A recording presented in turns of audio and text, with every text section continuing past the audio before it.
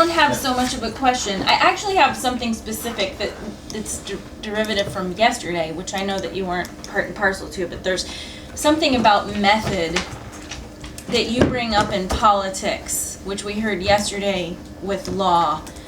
And with these two different, so you've kind of given us two polar opposites politically, and the methodology or the way that they get to the end result as being really important. And you mentioned this, but don't sort of qualify that. And I'm interested in knowing what's at stake for human dignity based on the methodology getting to the definition. And so from a political perspective. So that's one. Two, one thing that you... Could we go one by one then? Because that's yes. a big question in itself. Sure.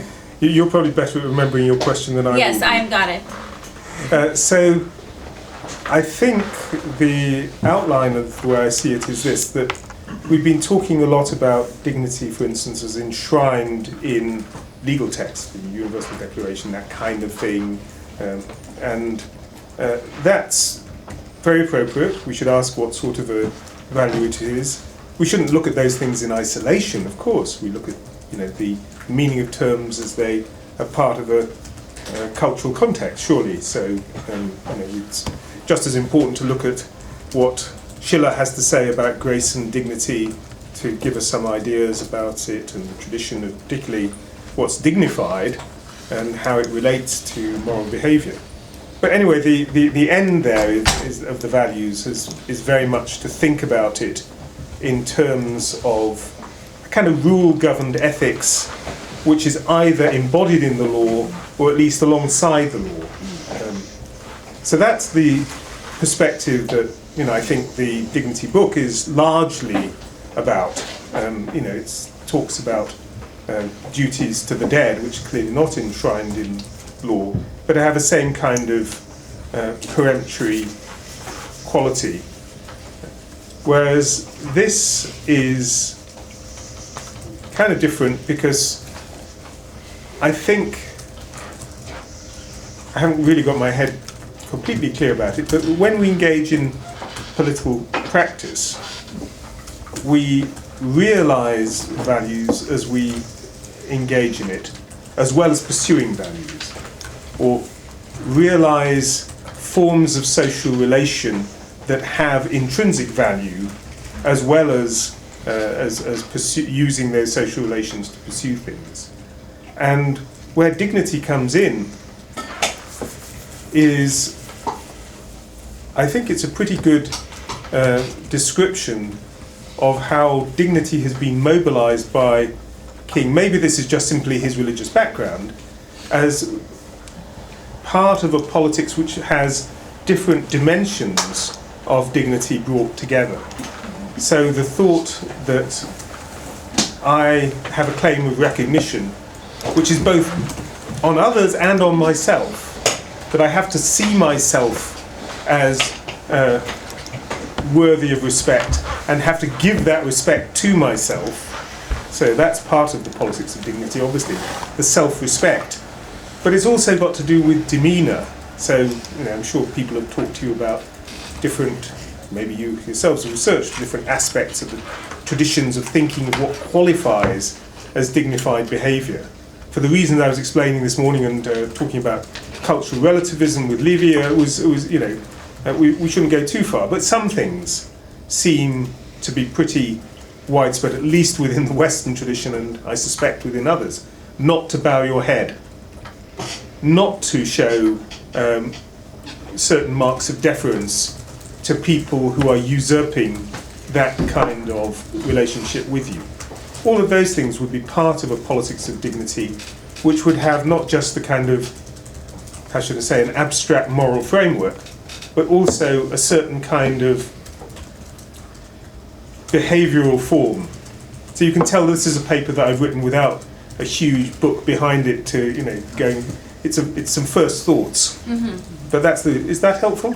That's actually really helpful, and it walks right into my next question. And it's something that we haven't really talked about, what qualifies as dignified behavior. And I think what you lift up, which is just what you just said, sort of the tip of the iceberg in terms of thinking, is this it's an effective and embodied dimension of dignity that's interesting to think about, related to self-respect, and you bring it up in that piece in terms of how we think of bodies, and what's a dignified body, whose body is dignified, and that also comes up in chapter 3, right, with the dead body. And why I think that's important is because I think that what we see, this is not on the dimension of law, of course. I'm in theology. My name's Stephanie, by the way.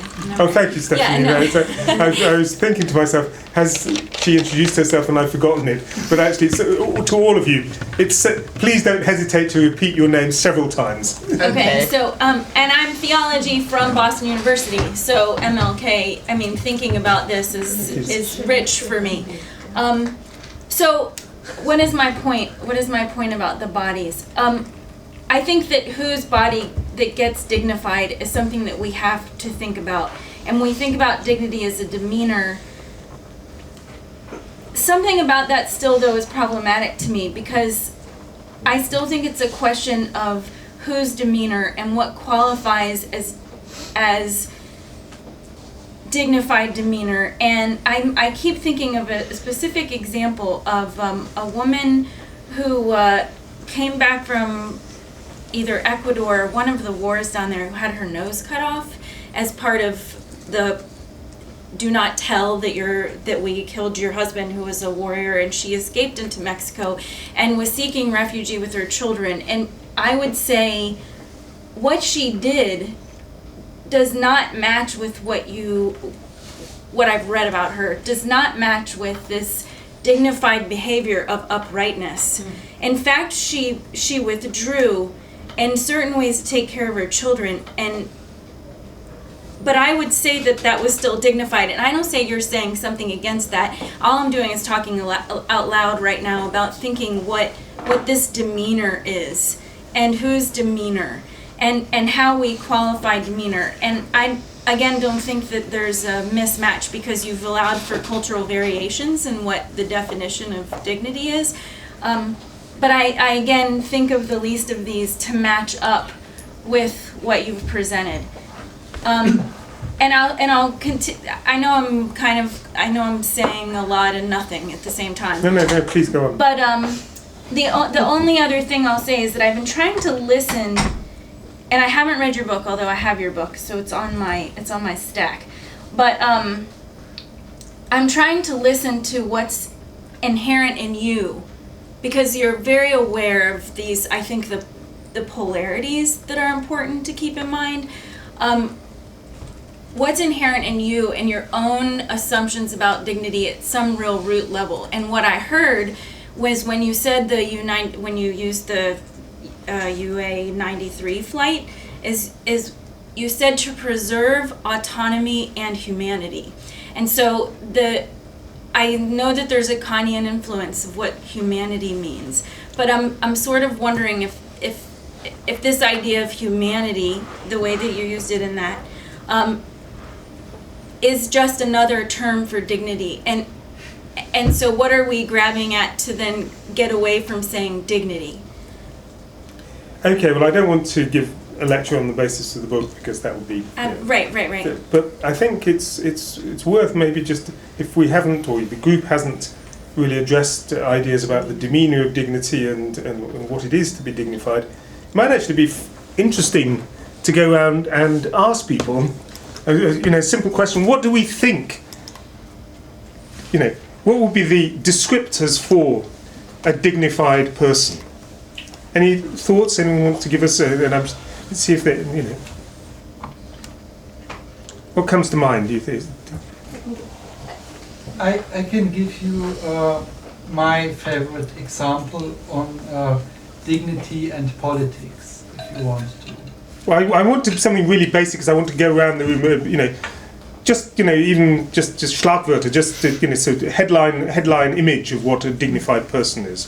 Wearing a proper dress. Wearing a proper dress. The Mishnah, and I adopted it, so it's also on a personal level. It's this mi mechubad, who is dignified, he's the one who dignifies other, who treats other respectfully. Shows respect to others. Okay. Other impressions. Being understood. Being understood. Any other associations? Sorry, why is that being dignified? Well, I'm collecting at the moment. I'm not.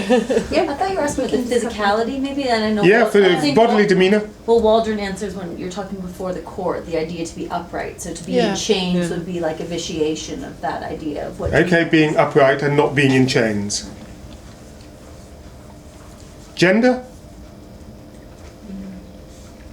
Both sexes. Age? Not particularly. That you get up on bus when an elderly person and you stand up and Is that dignified on your part or a recognition of the dignity? recognition? And Of just a dignity. pressure of respect. Yeah, also, yeah. Being respectful towards age? Because as far as I can see, and I'll go on for a little while, and if you just because Stephanie said she's interested, maybe somebody else is as well. Who knows? Is that we've got some quite rich cultural roots for ideas of dignity, which go remarkably widely to the extent that I, who don't speak 30 languages, have been able to find this out across cultures. So, almost the root of the word dignitas, or this sense of it, is in rhetoric, a contrast between dignitas or gravitas and gratias. So there's a difference between graceful speech, which is light, playful, amusing, but also beautiful and harmonious, and dignified speech, which is slow, measured, conveys authority. And certainly for the ancients, that was highly gendered. But it wasn't just gender, it was also age. Now, why does age matter? Because already it's going from a kind of hierarchical recognition of power to something which actually goes in the other direction. So dignity, recognizing dignity in demeanor, is precisely to recognize that old people, as Ulrike was saying, people who are themselves not the most vigorous and powerful members of the community deserve not to be put at the bottom, but in a certain way a special kind of respect. So already, even before we've got to the stage of, I'm just going to ramble on, so you can just keep your hand. I'll see that bit. Yeah, keep. So I'm going on for a while because I think this is something. If it's not, it's worth bearing in mind, and it is complex. Mm-hmm. So I don't want to say just a little bit of the complex thing. So we haven't yet got to an idea of universal dignity, but we've already got to the idea that dignity isn't just a recognition of a kind of power. Now, when you go back to Christian kinds of roots, the thing becomes, this inversion that takes place in the meaning of dignity becomes really, really important. Because basically, Christian social theory is all about inversion. The last shall be first. So the part of the ambiguities of the history of Christianity, but the term as well, is the idea that dignity and power are going in different directions. Partly they go in different directions because you have the church and the state. So the state has potestas, or possibly auctoritas and potestas, and the church has dignitas.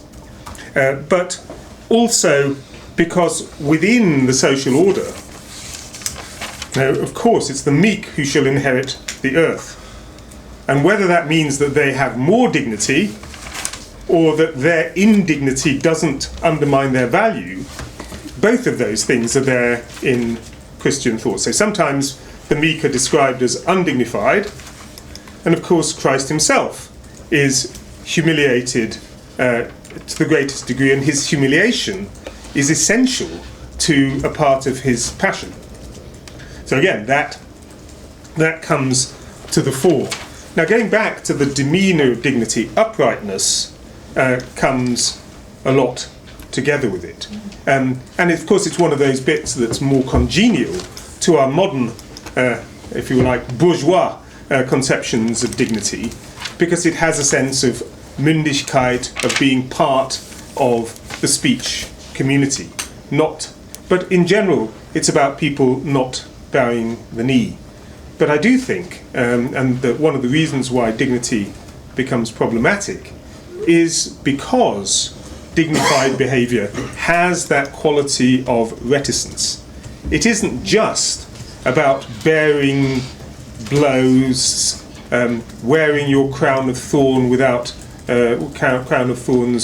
without allowing yourself to be humiliated, or accepting your humiliation without that turning you into something different. That kind of way in which you show through your acceptance of suffering that the suffering hasn't dominated you or turned you into something lower than you were. But it's also, I think, something that makes certain kinds of behaviour problematic from the point of view of dignity. Dwarf tossing. You know, it ain't dignified. Humour, very rarely dignified. Mockery. Now these are, I think, very, very important parts of human behaviour and demeanour. So once we look at the demeanour of dignity, we can see that it's very, very important culturally. To my mind, and I say this with a lot of reticence, but I have talked to people from a diversity of cultures outside the Western, and it really surprises me how far people say, oh, we have similar words for that in our culture. Particularly the idea that something like older people, ancestors, people of higher social status, people associated with religious status, words which kind of meld them between them, as dignity does with us. Okay, there's my ramble. Your turn now. No, it was just a comment that somehow, and it's not only for today, but for the whole of this course, because I find it highly puzzling that we somehow speak about ancient European communities at the same level with today, because of course gender and age are important, but within historical European communities, as of course everybody knows, the basic definer of dignity is social rank. And social rank and class. Yeah. And it's very difficult if we have to I can't really see how can we really compare, because compare those situations at least directly to our own, because in our society, let's say that to combine social rank with dignity is a curse word. You don't do it. That might affect human behavior and relations, but that is completely impolitical thing to say. So can we really speak about Seneca or Cicero in the same context with us today? Well, obviously, how I do think we find yes. dignity? But obviously, I think yes, with a very different purpose. The thought is not to say what they say is just the same as what we're saying, but to try and look at the way in which things have transformed, and also to try and point out how even a long time ago it wasn't a simple or simplistic association of dignity with social rank. It was a rather complex thing. That's why I'm talking about the Christian discourse, which goes right back to the beginnings of Christianity. I want you to address the paper you just presented us with, and consider the notion of this how of politics, but maybe shift the emphasis from the private or collective modus operandi to the context in which people operate. And there, as you pointed out, what in the case of Martin Luther King, the politics of dignity did was somehow bringing home the discrepancy, right, between the democratic ethos of the United States and its everyday practice. And I wanted to ask you, what are the prospects of this kind of politics of dignity in societies in which the democratic ethos is far less rooted, and where no such discrepancy can be utilized? I mean, it will not do to because there is no ethos, not this kind of ethos of equality to utilize. That's a really good and difficult question. But it also comes back to something that you were pushing, if I may be ad hominem this morning. I know. It's the, you were saying, well, there's always a virtual something which reaches out. Yeah, but to make politics out of it is well. Let me give you some thoughts. They're tentative ones. It's remarkable to me how far we now live in a world in which a lot of universal aspirations have become universal. The Universal Declaration of Human Rights, translated into whatever it is, 170 different languages,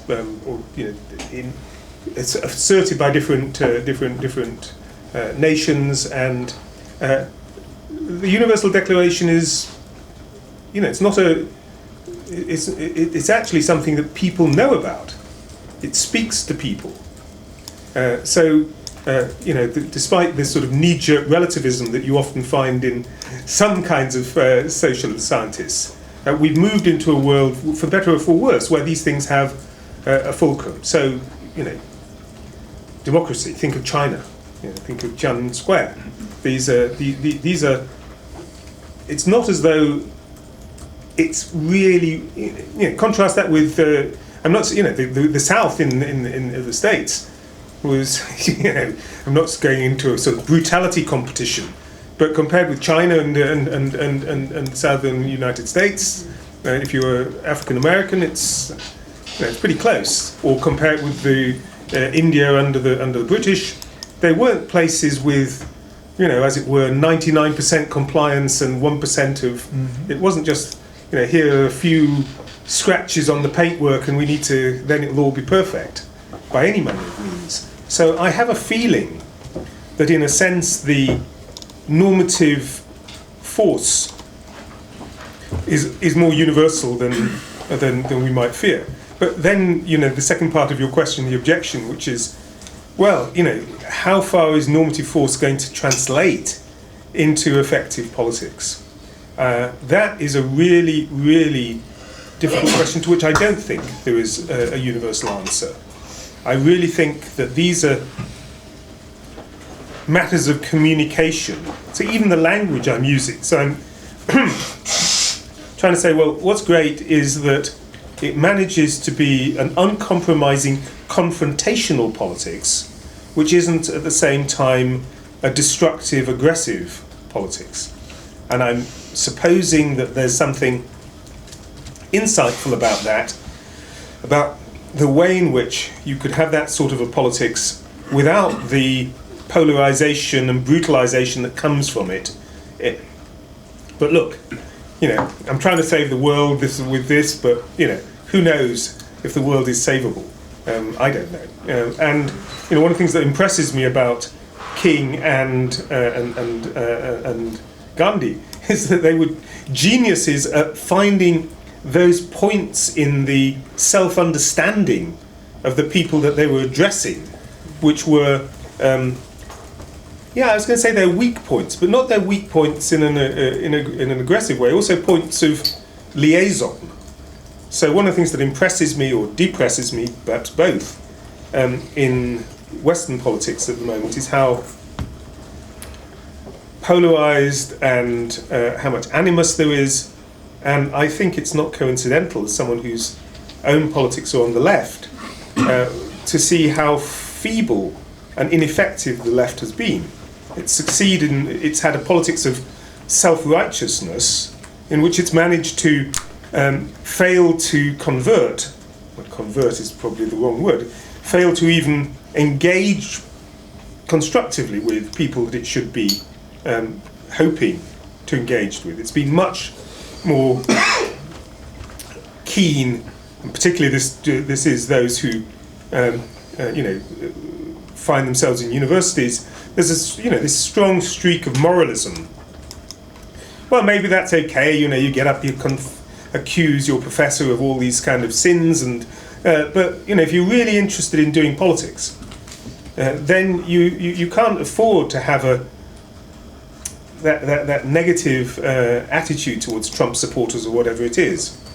That's really what's driving me. It's very speculative, and to follow up,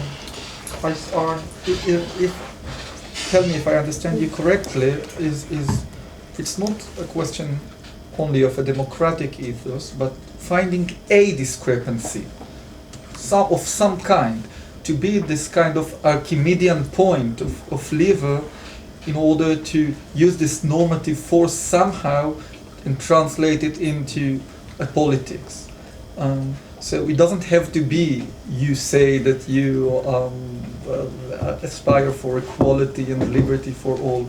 It can be even something, I don't know, if I was thinking this issue through the Israeli-Palestinian not surprisingly. Of course. And so it's also, and when I was speaking about this weak democratic commitment, I was also speaking of the situation for many of the Israelis. So the possibility, if there is a possibility here, it's not to utilize democratic ethos, but maybe some kind of Jewish ethos. You see, look at your sources. Look at what is said there about the orphan, about are you going to act in ways that disrespect your own sources, the ones you claim to be the inheritors of, and so this kind of what you were talking about, the genius of finding this where you can sneak into the discourse of the perpetrators and somehow utilize it from within. Am I? No, that's really interesting and very helpful. When you first started, and you were using language a little bit where you're finding, chinks in the armor kind of language, and it made me think. There's a sort of critical theory kind of practice in which we, exploit. Here's almost like a lawyer. Here's what you say and here's what you do, and that of course has a kind of, as a political practice.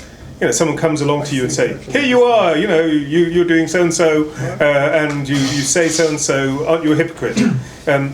It may be true, but it's not a very constructive, way of.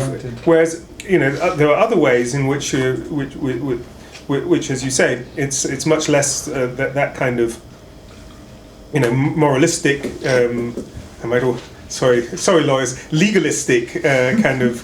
Disputatious way of doing politics. But of course then the difficulty is where you find it.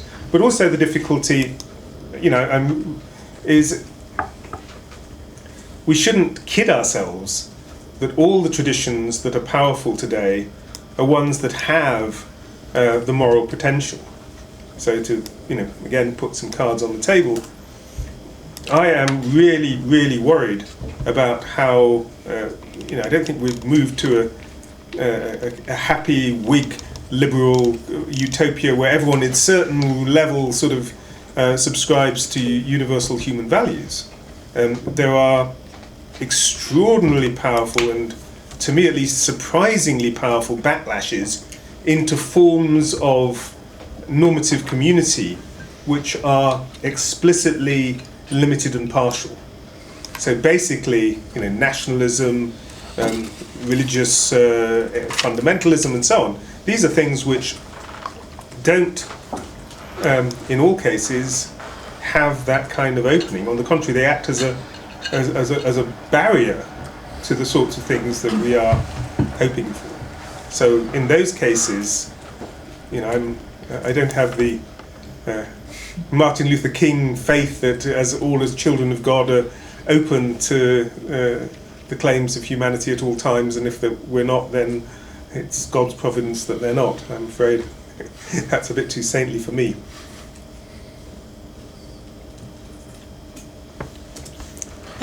I wanted to focus on the difference between the politics of dignity and the politics of indignity. Yeah. And I wonder to what extent that's because of the nature.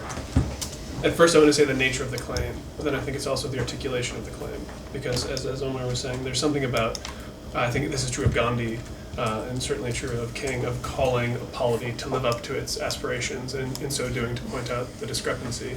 For the gay rights movement, it was a bit different, because I think they were calling for more of, there was a way in which they could have called for live up to your highest aspirations and commitments, and were part of that and realized that.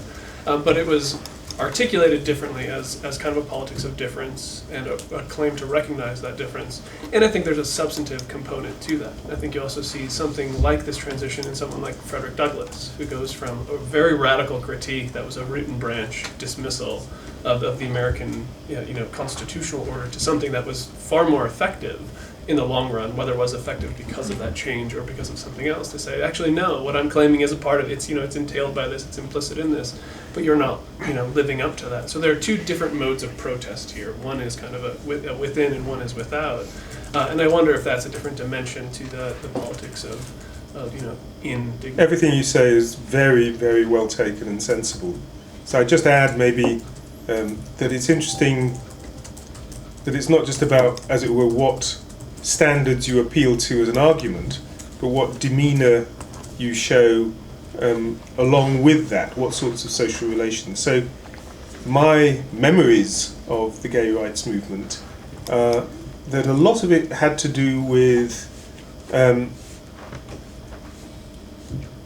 sort of, I don't want to say this as, it's the wrong word, but well, it's the right word, but shouldn't be misunderstood. A sort of self-therapy, but not the therapy of people who want to be cured of an illness, but a therapy of people who want to be able to see themselves as who they are. And in that way, it seems to me parallel to what I'm talking about earlier. But there are barriers to this being seen, seeing yourself as who you are, through the way in which others see you. So that being seen as faggot or whatever it is, that sense of those things is a barrier to the self-conception. And this is very speculative, but I think I'm pretty sure that this is true. So you're looking for recognition from others, not because, hey, look at me, I'm a gay person, aren't I great? In some ways, you're absolutely right. It's about, we're not asking for that kind of recognition. We're much concerned, we want legal recognition, but we don't necessarily want people to, show us, but the most important thing is for us to be able to see ourselves as we would like to see ourselves, and the barrier there is the barrier that becomes very difficult in a world in which there's a sort of gaze upon us which sees us in this demeaning way. And the only thing we can really do is to sort of embrace this demeaning gaze and put it out in the open. But is it correct to call this kind of behavior a politics of indignity? Because if I remember it correctly, this is always how I understood the sentence, black is beautiful, takes the word black, that was meant to be a bad word, a word that humiliated others, and then kind of re-evaluated the word black in terms of that it is beautiful. So you could say that these pride marches were not a sign of indignity, but a sign of dignity. It's the other way around. It's just that they re-evaluated what they perceived as being dignified. Yes and no. I think that it involved, because I think the meanings of what Stephanie was talking about, the demeanour of dignity. You know, and remember, we're not talking about Black is Beautiful. We're talking about Gay Pride, which is a bit different. Yeah. I think you know, they kept a demeanour, which is, you know, the significance of the demeanour. But yes, you're absolutely right. But it's like the Christian inversion. You know, that we see Christ's suffering as being the height of dignity. So in that way, it's holding together two things at the same time. That's a very problematic interpretation. Christ's suffering lifted up to be dignity. Okay, so maybe not as dignity, but is of the highest value. That's equally as problematic. What is it then? Christ's suffering? I don't know. Christ's suffering is, I mean, okay, so I'm responding, I'm thinking. I wouldn't call the suffering itself dignity. I wouldn't lift up suffering as the alternative that you put it just now. If there's any interpretation of suffering that can be called dignified, I think I have to go back to Seema's initial example, using Viktor Frankl. And in the face of suffering, the internal preservation of some kind of worth. But it's not the suffering itself that has... No, I didn't say that. Yeah, okay. I think it's the representation, the understanding of the suffering Christ, if you like. I should have said that, perhaps, rather than Christ's suffering.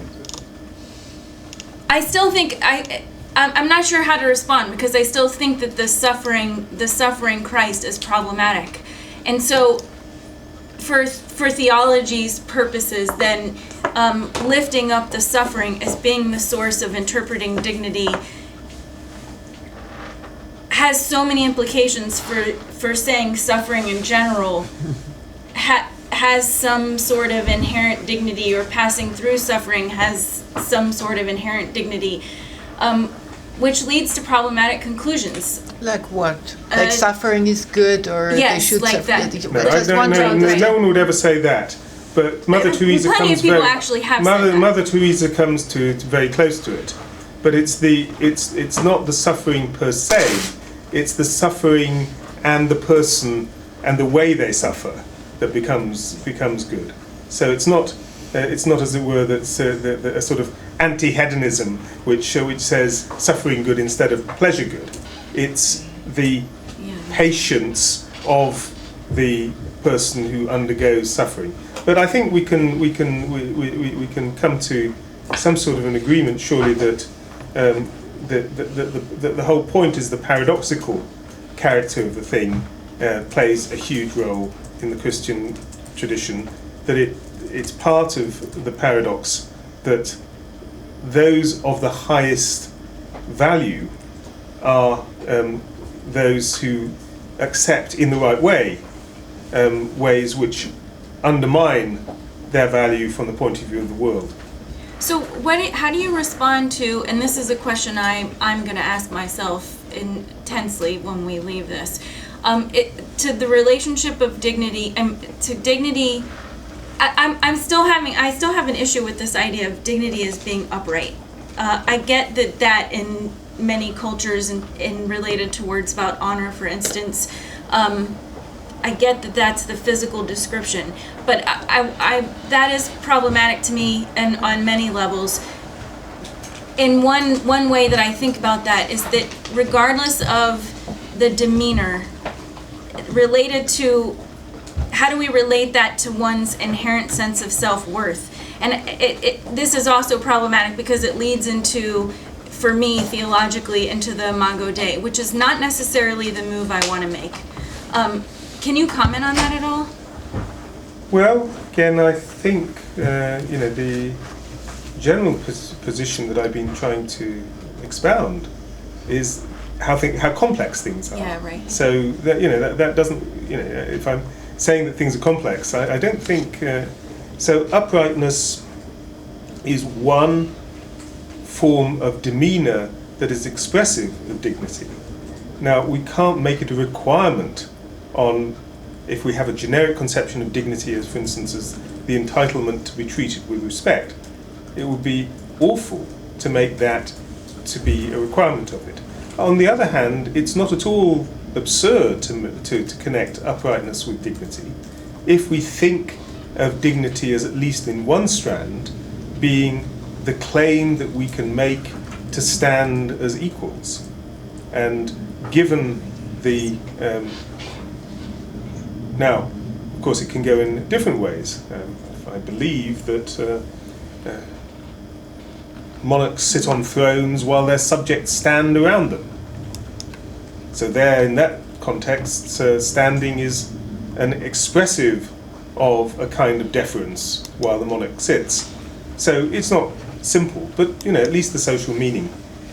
Somebody else, yeah. So my question is about the relationship between political, maybe even legal institutions, and maybe on your picture that you gave us in the last lecture, whether they're necessary, sufficient. So if we're talking about the politics of dignity as pushing for like a new representation of what the human is in a way, then how does that need to be reflected in law? Does it bear a particular relationship to law? And because it's bearing this expressive notion, will law always be insufficient? And where is the realm of the private, or does it not exist in this picture? Well, what I'm doing here is not necessarily pleading for a general conception of dignity. I'm much more interested in thinking through ways of doing politics of which dignity seems to be a really interesting example. So I think it leaves the things that we were saying this morning, or I was saying this morning, pretty much intact. I don't think it alters in any way. Now, it may be that, my own hobby horse is that the law has tried to enforce dignity on people who didn't want that kind of dignity. But on the other hand, there are other forms of dignity of demeanour where the law has very properly been concerned to enforce it. So the Supreme Court, current Supreme Court, with whom I have my differences, had, I forget even the name of the case, you've all got Google so you can probably find it. It's Costanza or something, Cancer against the state of California. So this is a Supreme Court case about prisoners, and it ruled that keeping them in very confined spaces, forcing them to share cells in these very confined spaces, also things to do with their bodily functions, was a violation of dignity, and so therefore was cruel and unusual punishment, or whatever it is. And that seems to me a way in which those sorts of considerations come in. I think my question was a little bit different. It wasn't thinking of what the function is from within a group working through the politics of dignity. Is the end legal transformation, or is that always insufficient, seeing as we're looking at an expressive idea of what the human is? Right? Well, I think that, if you look at the case of the civil rights movement, its aims had to be legal and others. And I don't think we can stipulate. Sometimes things may be enshrined in law, but not being properly enforced.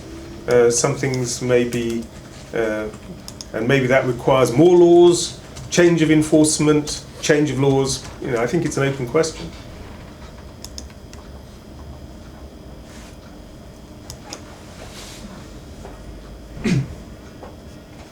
Please. If we talk about politics and dignity, and as we have been talking about this, we often raise the big issues that are negotiated on a global or at least national level. I would like to give you an example that shows a very important or interesting dignity issue on the local level. Let me start with this. Political decisions have consequences. when we decide something, a new law, for example, we have, before we do that, think about the consequences and think about the rights that are affected. So, for example, if a planning authority plans a street, the planning authority has to think where does the street goes and what happens to the rights of people living near the new streets. And then the planning authority can make a decision and then that's it. Sometimes our decisions have unexpected consequences. And now I'm coming to my example.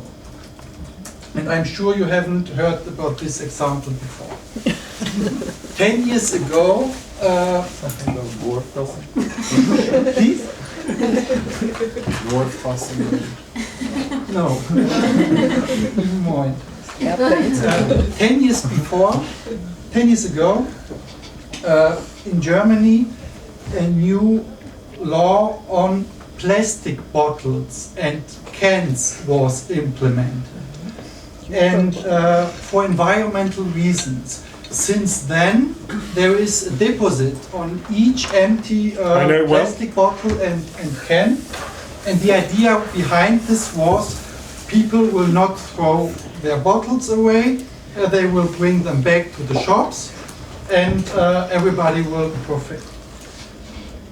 This somehow did not happen. What happened is that a new informal economy of bottle collectors spread. People now are running through German inner cities collecting bottles, putting their hand into a waste bin and picking up the bottle. It's poor people. Also in It's Israel, poor. also in Actually, Like it, Michael, if I may tell you, you're way behind the States. It's been that way in the States for a long time. Do I have an anecdote about this after? Anyway, but make let your me point. finish my story, please. Yes. Yeah, go on. First, by responding to Ulrike. Ulrike, they found out it's not poor people. Really? There I are see some poor them. people. Okay. It's homeless people, and often it's people who do not know what to do the whole day. Retired Okay. people, and they somehow try to make something useful. Okay, makes sense out of their life. Okay. Very, very good. But Okay. that's not my point. Both poor Okay. and My point is another one. sometimes for From the environment perspective. reasons. Sometimes. From the perspective of rights, there is maybe no problem here. They do not violate any rights, they just do what they want to do. I'm coming to autonomy now. From the perspective of autonomy, you have to respect that they do it. From my personal point of view of dignity, there is a problem here because people somehow humiliate themselves when they put their hand into the garbage bin. Yeah. And the funny thing here with my example is that not we as academics, not constitutional courts or other higher authorities have to deal with this problem, but the municipalities now have to ask themselves, how do we have to respond to this new form, this new informal economy? And they do this in different ways. The first way is they ignore it, do nothing. This is a very common philosophy of spatial planners. If you can't solve a problem, don't do it. The other possibility is to prohibit it. To say, don't humiliate yourself, it's prohibited to collect bottles at these places or at that. A third option that I found somehow interesting was they are now building rings against the waste bins. So people can not put the bottle into the waste bin, but in a ring that is around it. So people collecting bottles here feel less humiliated. Because Okay. they just can grab the bottle. Yeah. And I'm not sure whether this is a good idea or not, but what my point is that we have here a dignity issue that touches that local authorities have to deal with, and a dignity issue you, after you have finished your bottle, have to deal with, because you now have to decide what do I have to do with the bottle. Okay. Now that raises something which I feel quite strongly about, but comes back to other things that I said earlier today. So, yeah, there are all sorts of ways of behaving that are undignified. Many of them may be socially undesirable. Some of them really can be quite minor. Wearing a backward-facing baseball cap seems to me extremely undignified. There are degrees of indignity because we have a spectrum of these things. Dwarf tossing, dancing when you are of a certain age and lack of flexibility, dad dancing as we call it in England. There are all these things which are undignified, and it's a real question whether, how much of general concern these things are. When we say dignity, because of the complex legacy, we immediately think that it has this peremptory force. Hey, dignity, we've got to do something about it. But if we understand the different senses of the term dignity, it isn't clear that we immediately do have to do something about all things that involve a diminution of dignity. And some things which involve a diminution of dignity, we may just have to say, oh, geez, that's a side effect that we hadn't seen, but it isn't all that great. So I think it's not wanting to take a particular view about this particular example. I do have a view that we're making a mistake in the mistake that put poor Monsieur Wackenheim into the predicament in which something which was clearly undignified was taken to be a peremptory reason for the state to prohibit it or to intervene to somehow prevent it. And maybe this is a bad enough thing that we should stop people do it, or maybe it's just part of a side effect of something which was quite good. I'm not a market fundamentalist. I think the idea of having costs for bottle collection is fine. It's a good idea, externalities and all of that. And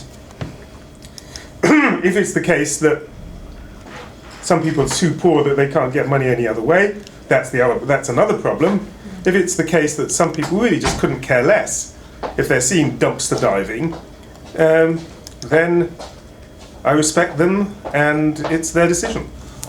May I give a small anecdote regarding bottles in Israel? Oh, please. This bottle has a deposit of 30 agorot, which is 30 Israeli cents, but this one doesn't.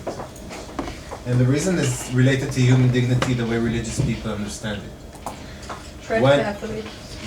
Because when the Deposit Act was enacted by the Knesset, the religious parties were actually afraid that religious families are usually big families. They usually buy big bottles of 1.5 liters or bigger, and they didn't want their women to go in the street to put it in the deposit because they were afraid it would be immodest or undignified. So this was the reason that they decided that the deposit would be only on small bottles and not on big bottles. So it's not because of the water? It's because of the big supermarkets. It's No, because that's sold in... But it's a nice story if it's not true. But it is true. You can check this out. I wouldn't invent this. I can invent many things, but I'm not that creative. It doesn't depend if it's water or not water. No, like it doesn't. A small water no. bottle would. No. It's a matter of size. Ah, okay. So small bottles you pay deposit. Big bottles you don't.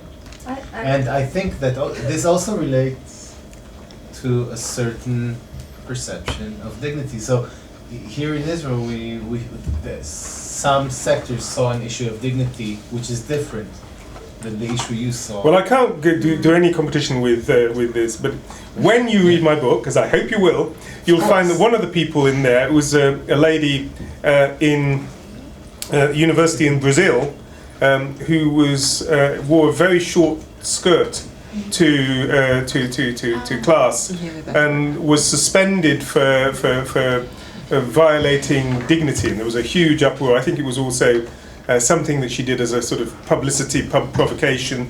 There was a lot of publicity, and the university, not only did they restore her, but they were sued, and her lawyer sued because of the wounding of her dignity.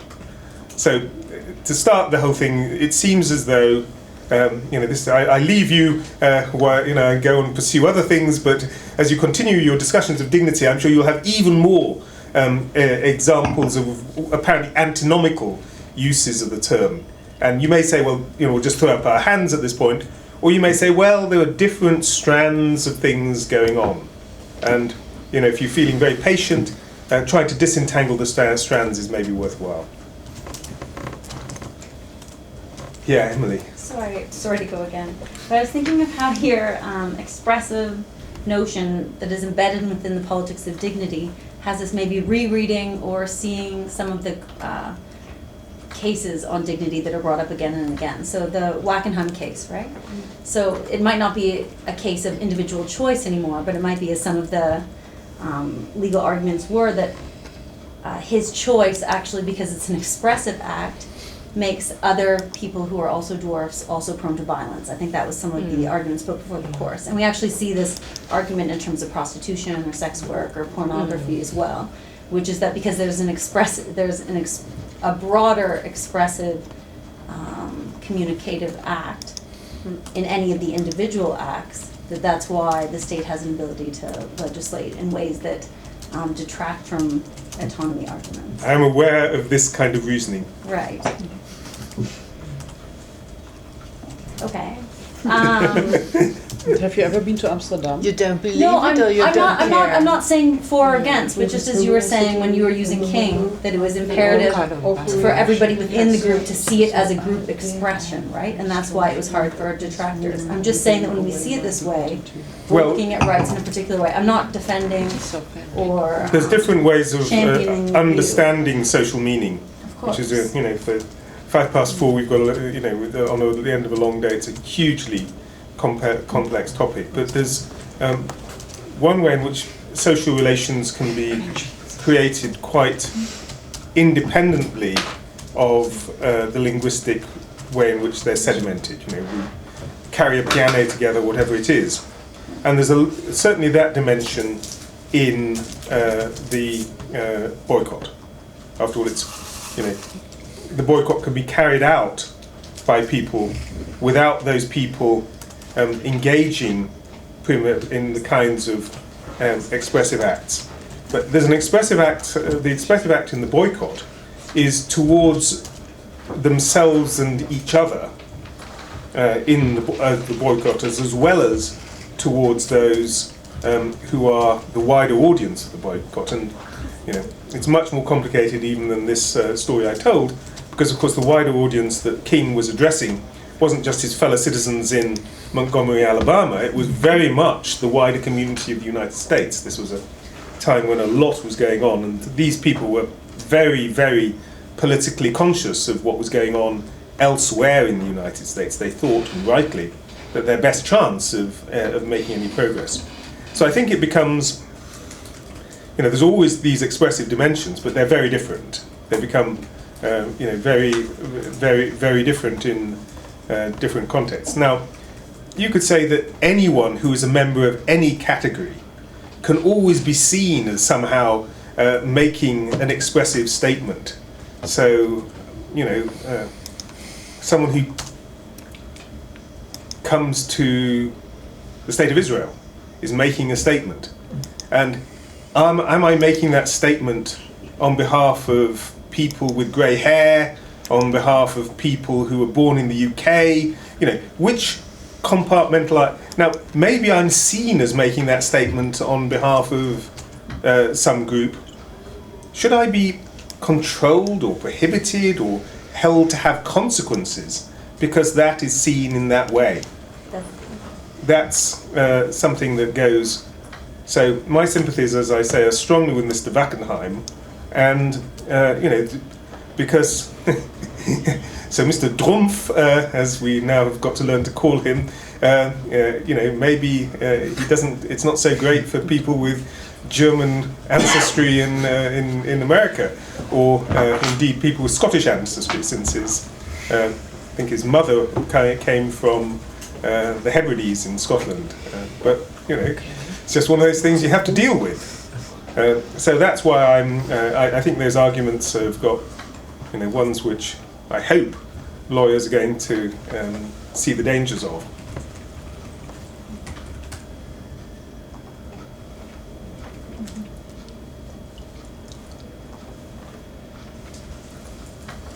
Yeah, please. I would like to add to the bottle story, because when I've been to the States in maybe 20 years ago, this one time I've been there after that, but I encountered a person who was going for food in a basket? No. Yes. Waste bin, like in a waste bin. And I felt like that wasn't something you saw that often in Germany in that time. So I felt it like really terrible. And I was talking to the person and offered some money for food. And he was going, no, I won't take it. That's not dignified. I won't take your money. I can care for my own, and even when it's look for food in a waste bin. And then I was kind of okay. Point taken and walking away, and she said, but you have a bottle, so I would really like to take this bottle. I said, what do you want with the bottle? There is money in return for it. And so my father was going like, oh, bottles, we have lots of bottles in our car since we arrived here and had them there, and he gave all the bottles to him, and he was very happy about it because he had the feeling he earned it, because he will bring them back to the store and get the money, and so we don't have to do it. And I have the feeling when he would have found bottles in the waste bin, he would have the same feeling, because he's doing something good, because someone put them there where they're not supposed to be. So that's a different angle to look at the same story. It's a great story about the nuances of social meaning. And I think once we start to look at the micro level, not just sort of, across different cultures, across different different times, but also within cultures, these things start to become really complicated. So it just becomes part of a moral landscape, which is not simply and easily understood. And I think that's one of the reasons why I think a withdrawing attitude towards these things is because they can have very different meanings for different people. Of course, if I was if I was an urban designer, which would be a disaster for everybody concerned, these are the sort of things I would be thinking of. But I would also be try to be precisely for the reasons that you mentioned. I mean, we have to understand that as a planner, you can say, okay, here are the values I'm trying to promote. But also as a planner, you can say, look, there's going to be this whole mess of values here. So it's not as it were that I'm not going to solve a problem, but to treat it as if there was a problem to which I knew what the problem was is already starting to be a lot more definite than maybe we're entitled to be.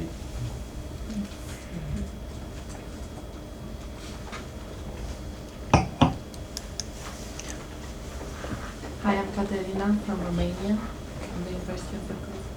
I don't know if it's a comment or a question, but listening to you talking about the United States, I was thinking about a concept that you didn't mention, and because you're talking about politics of dignity, that concept would be power. And I was thinking about a specific example, which is that of the post-totalitarian societies and Havel's book on the power of the powerless. Mm-hmm.